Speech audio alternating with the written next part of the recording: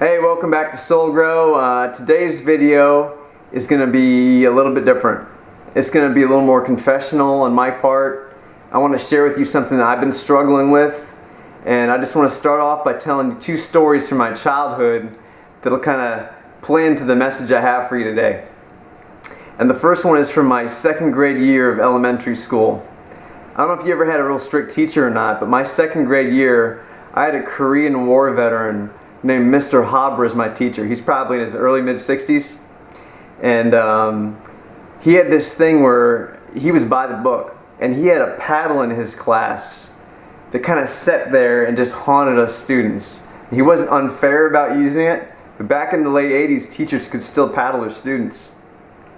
And it was like having a nuclear weapon. Like, you just knew it was there, even though you didn't have to use it, it was there. And I remember one morning, the kid next to me was having just a bad day, and the morning announcements and the Pledge of Allegiance came on. And when it got time to stand up, he refused to stand up and say the pledge. And being a Korean War veteran who respects and loves the country, Mr. Habra didn't take kindly to that. And he asked the kid to stand up, say the pledge. The kid refused. And I was like, oh, it's coming now. It's gonna be bad. And all the kids in class are looking at each other like, what's gonna happen? And sure enough, man, Mr. Habra goes and gets the paddle, walks the kid out by the hand out to the hallway, and you could hear him light into that booty.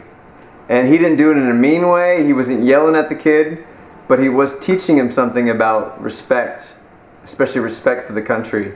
And man, when those paddles were going off, all the kids in class were like, you know, and I learned real quick, you show respect to the country. Fast forward a year later, and I watched with my family, we watched, can't remember what Super Bowl it was, but the 49ers were playing the Bengals, and the Niners were down late in the fourth quarter, and Joe Montana throws a touchdown to win the game in the last minute. And we were all just going crazy. And then the next year in the Super Bowl, as a fourth grader, I watched Joe Montana destroy the Denver Broncos and John Elway in the Super Bowl. It was 55-10. And it cemented the fact that I was going to be a 49er fan. I've been a 49er fan since. Well, fast forward to 2 weeks ago when I watched the news story about Colin Kaepernick. And being somebody that never served in the military, but I highly respect the country, and seeing my starting quarterback at the time not stand for the national anthem. And when I saw that news story, my first reaction, I'll be honest, was anger. Like an anger, and like an unjustified anger. He wasn't disgracing anyone. He was exercising his rights, and I didn't agree with it, but I should not have felt the anger that I felt. And a couple days later, I was thinking about it, and I was just like, well, how many other things do I hear on the media or on social media that make me angry? Like every day, it's almost like I was a puppet.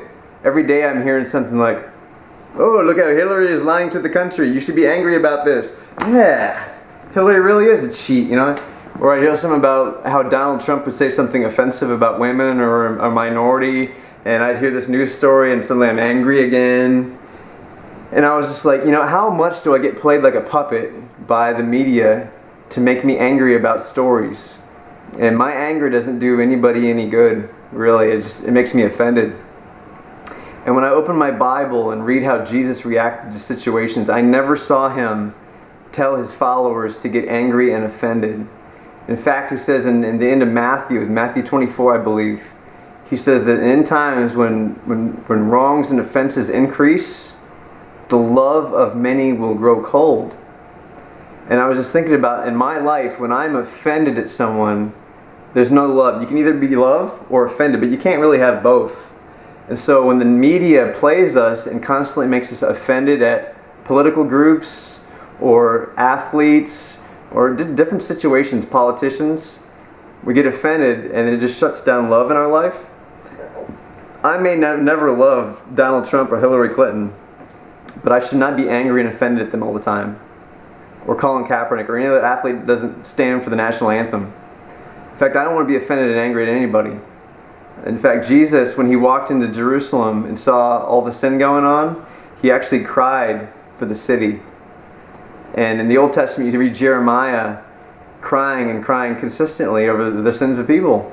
And we need more, this is going to sound really unmasculine, maybe, but we need more men that cry over what's going over in this country rather than just being angry and offended all the time. That's what we need. Because those are the people that care. Those are the people that love. Most offended people just post angry memes and stories on Facebook, and it doesn't do anybody any good. I've been guilty of this. So this is me. I'm dealing with me in this area.